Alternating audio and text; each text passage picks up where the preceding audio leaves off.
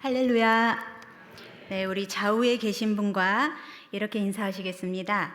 당신이 계셔서 행복합니다.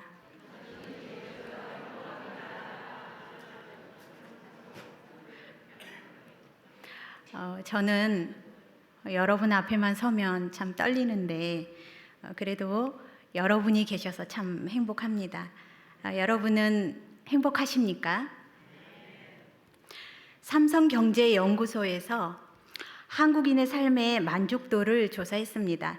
당신은 행복하십니까? 라는 질문에 한국인의 70% 이상이 행복하지 않다고 대답을 했다고 합니다. 그동안 우리나라는 많은 성장을 했고 경제적인 혜택을 누리는 편인데도 행복 지수는 그다지 높지 않은 것 같습니다. 행복은 인간의 가장 강한 본능이자 욕구 중에 하나이기 때문에 누구나 다 행복하기를 원합니다.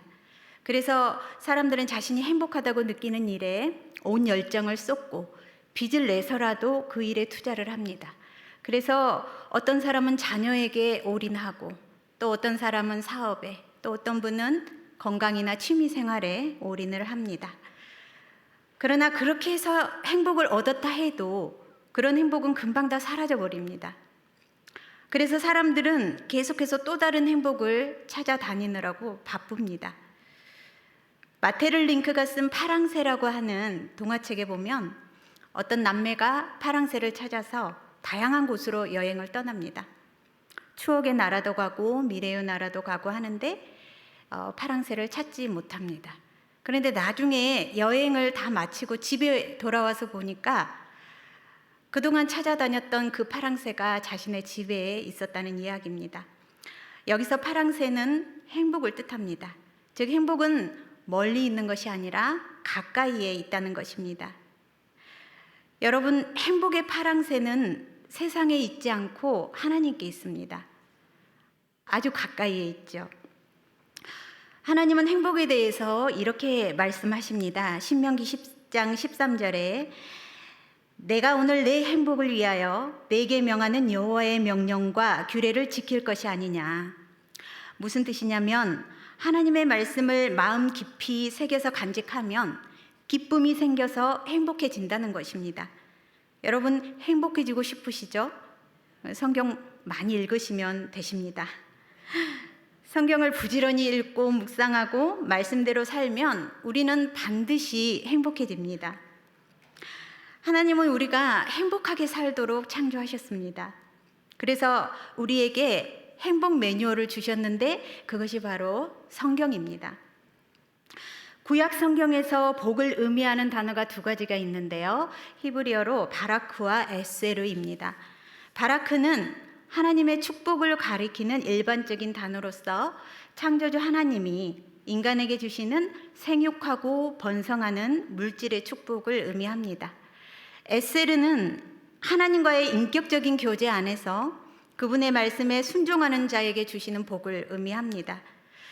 오늘 본문에서 말하는 행복은 바로 에세르의 복입니다.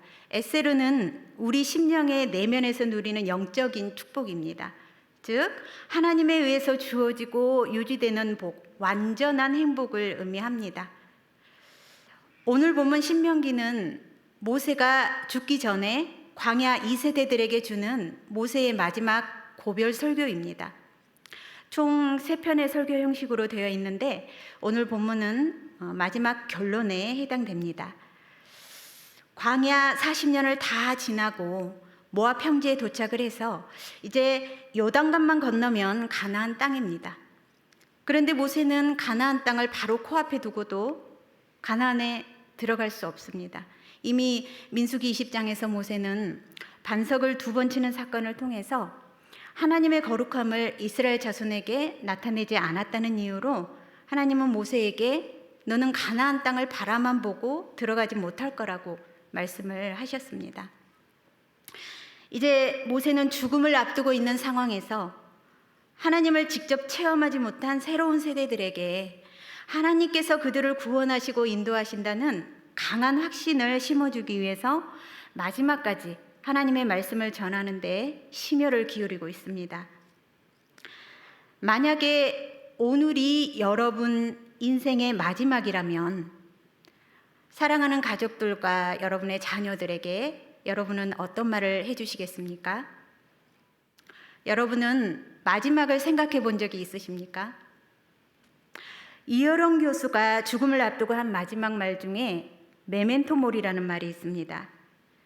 메멘토 모리는 라틴어인데 자신의 죽음을 기억하라는 뜻입니다. 그 로마 시대에 치열한 그 전투에서 승리를 한 개선 장군이 본국으로 돌아올 때 노예들에게 뒤에서 메멘토 모리를 외치게 했다고 합니다. 그 이유는 승리했다고 해서 교만에 빠지지 말고 자신의 죽음을 늘 생각하면서 겸손하라는 의도였다고 합니다.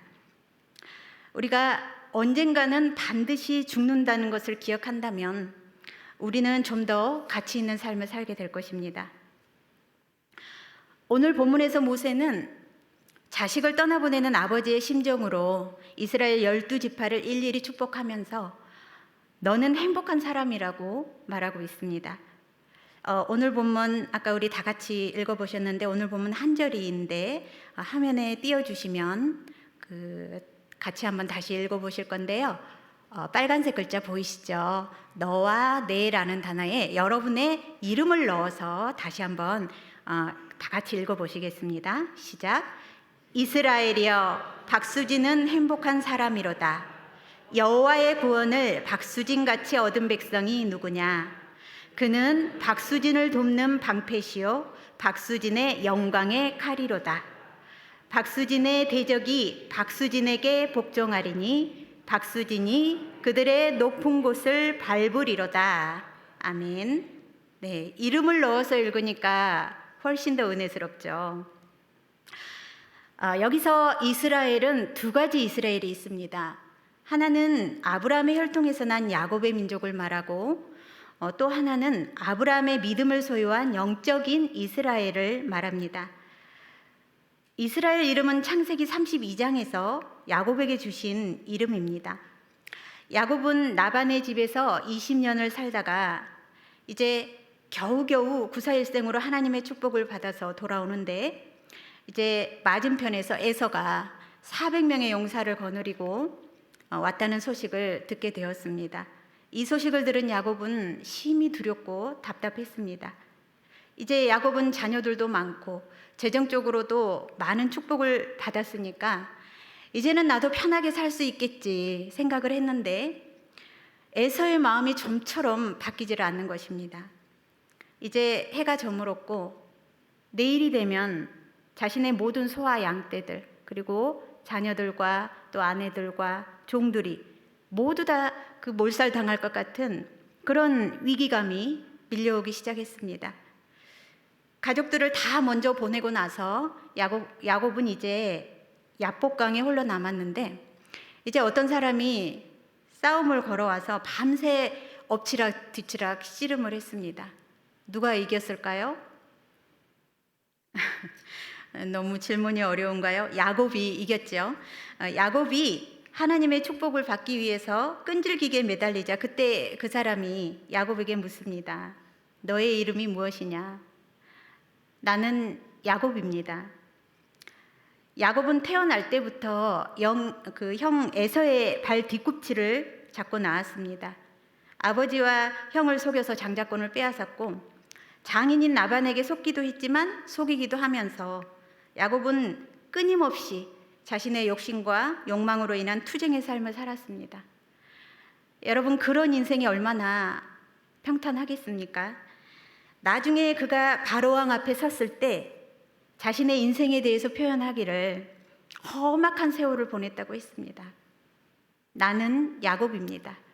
이 말에는 많은 의미가 있습니다. 나는 속이는 자입니다.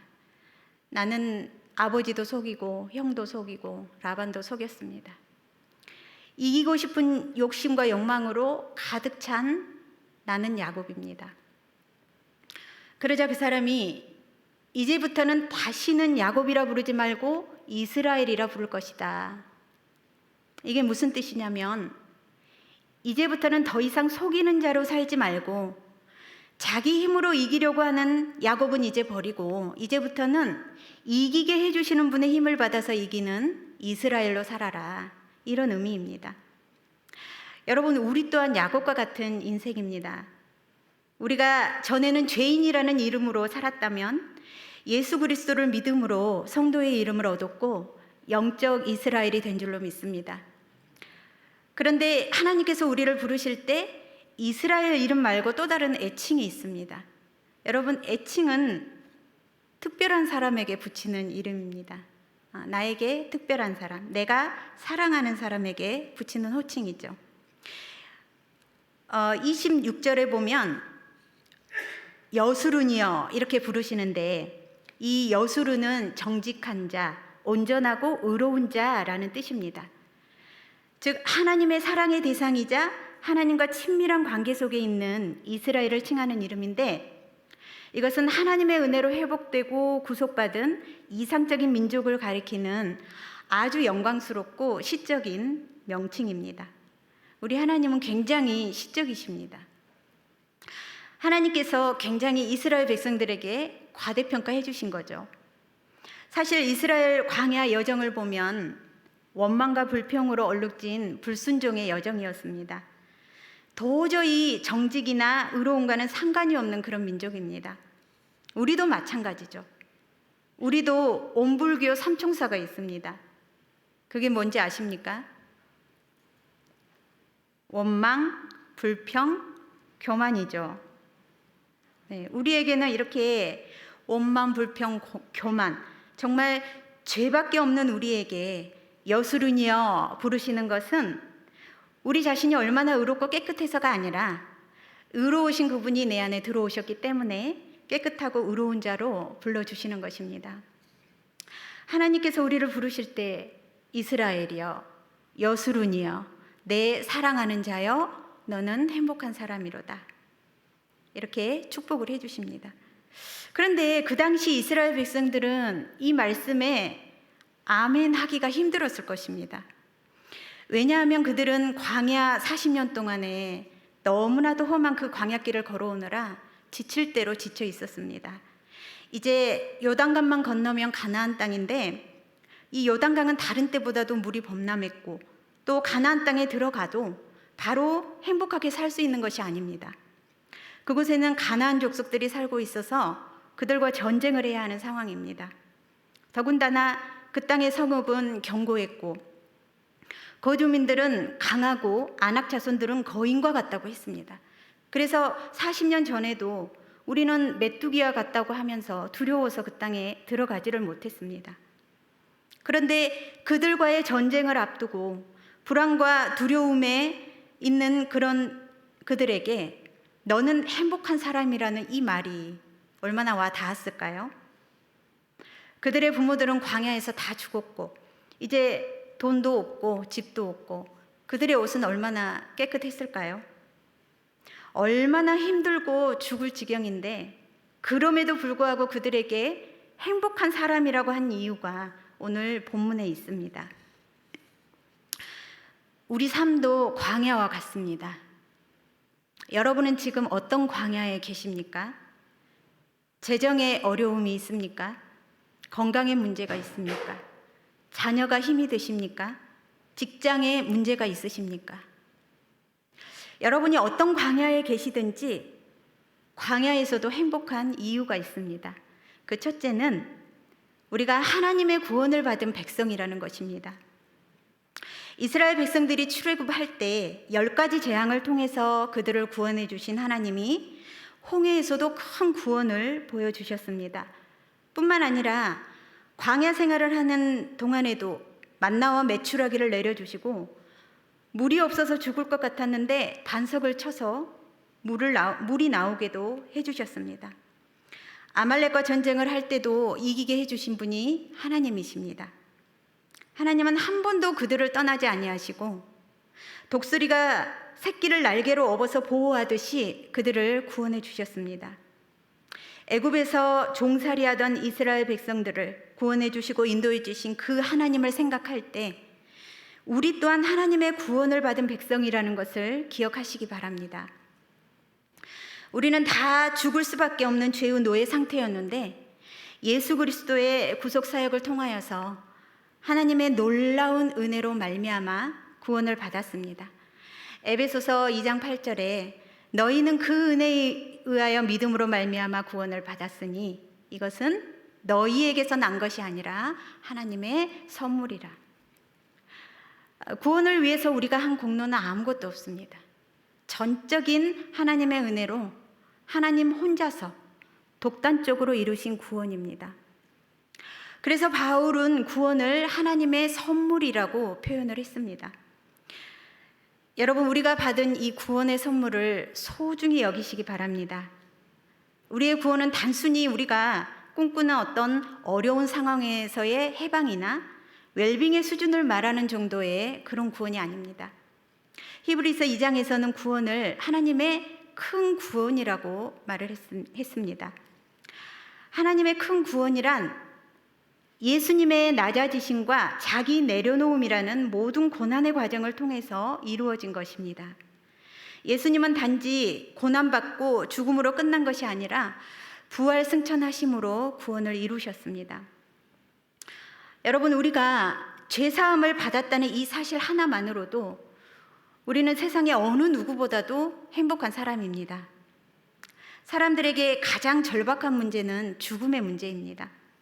세상에서 아무리 부귀영화를 누리는 사람도 이 죽음의 문제 앞에서는 행복을 좌절당하게 됩니다. 그런데 우리는 예수 그리스도로 말미암아 죄사함을 받아서 죽음의 문제를 극복하고 다시는 눈물과 고통이 없는 천국에서의 영원한 삶을 살게 되었으니 우리는 진정으로 행복한 사람입니다. 저에게도 광야가 있었습니다. 오래 전인데 제가 질병의 광야에 있었을 때 그때 저는 참 행복한 예배자였습니다. 질병으로 인한 고통은 있었지만 제가 구원받았다는 것이 너무 기쁘고 감격스러워서 예배드리는 그 시간이 너무나 행복했습니다.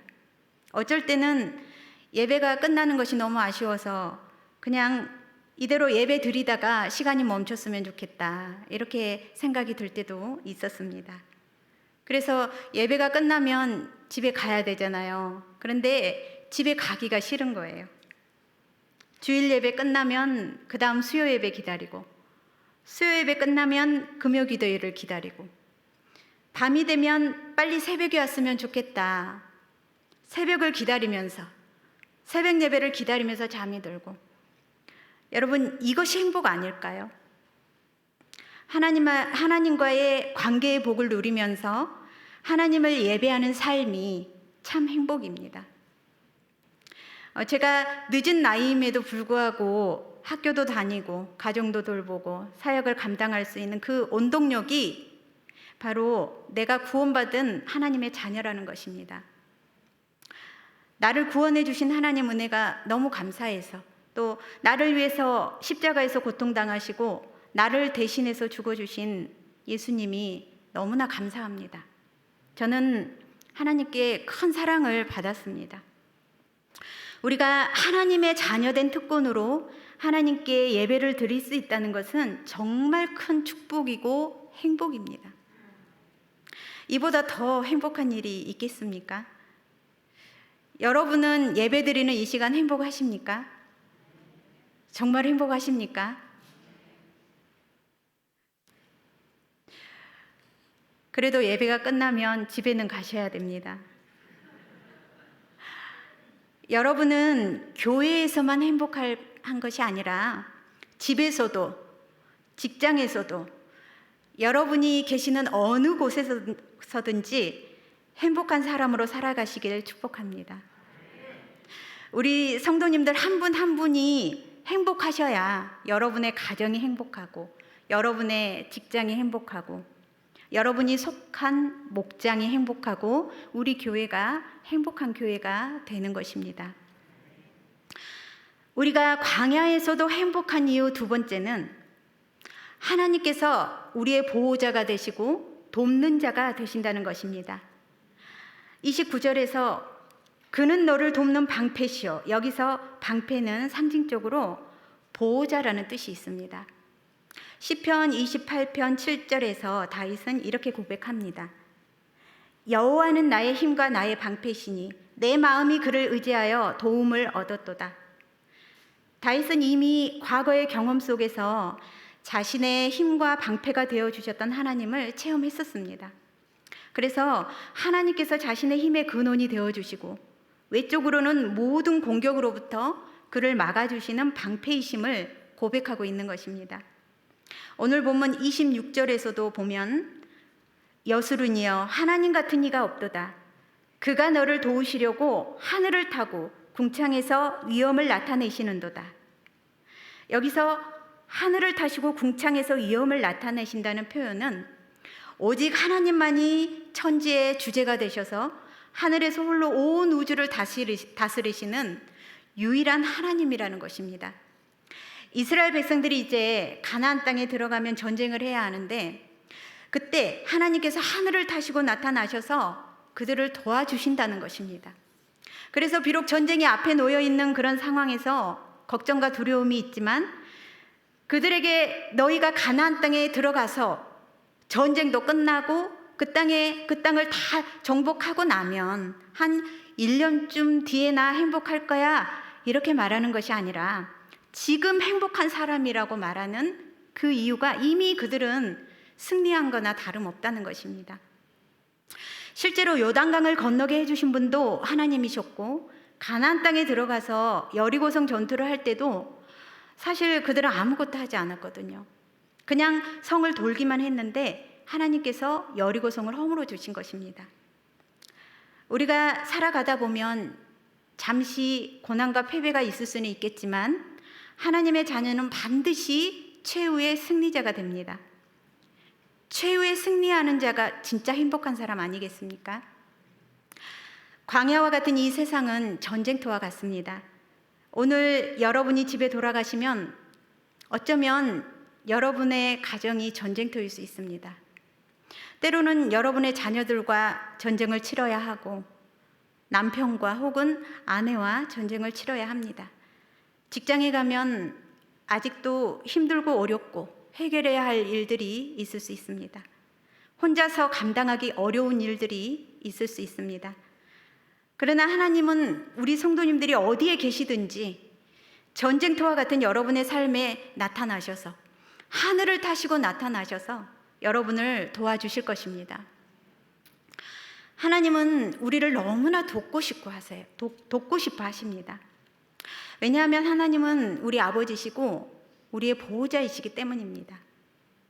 이스라엘 백성들이 그 험한 광야길을 걸어서 여기까지 올 수 있었던 것도 하나님께서 그들의 보호자가 되셔서 한순간도 떠나지 아니하시고 독수리 날개로 업어서 도와주셨기 때문입니다. 우리를 돕는 하나님이 계시다는 것을 항상 기억하시고 광야와 같은 세상에서 구원받은 하나님의 자녀로서 당당하게 살아가시는 저와 여러분이 되시기를 축복합니다. 마지막으로 광야에서도 우리가 행복한 이유는 하나님께서 대적으로부터 우리를 승리케 해주시기 때문입니다. 우리가 세상을 살아가다 보면 필연적으로 우리를 대적하는 이 세상 공중권세를 잡고 있는 사단을 만나게 됩니다. 사단은 영적인 존재라서 자신의 실체를 드러내지 않고 사람들로 하여금 끊임없이 세상 풍조를 따르도록 유혹하고 거짓된 생각을 집어넣어서 하나님과 원수되게 만듭니다. 그러나 29절 하반절에 내 대적이 내게 복종하리니 내가 그들의 높은 곳을 밟으리로다 하셨습니다. 하나님께서 우리를 돕는 방패와 영광의 칼이 되어서 모든 대적들을 이기고 우리를 승리의 삶으로 이끌어 주신다는 것입니다. 우리는 흑암의 현장을 밟아야 합니다. 먼저는 우리 생각 속에 있는 흑암을 밟아야 하고 우리 마음 속에 있는 어두움을 밟아야 합니다. 가정의 전쟁터에서, 직장의 전쟁터에서, 또 사역의 전쟁터에서 무한한 능력과 권세를 지니신 하나님께서 우리보다 앞서 가시면서 우리를 대신하여 친히 싸워주시기 때문에 우리는 흑암의 권세를 받고 승리할 수 있습니다. 그런데 중요한 것이 있습니다. 그것은 우리가 예수 그리스도 안에 거하고 있느냐는 것입니다. 철학자 파스칼은 행복은 우리의 내부나 외부 어느 한 곳에 있지 않고 우리 자신과 하나님의 결합에 있다고 했습니다.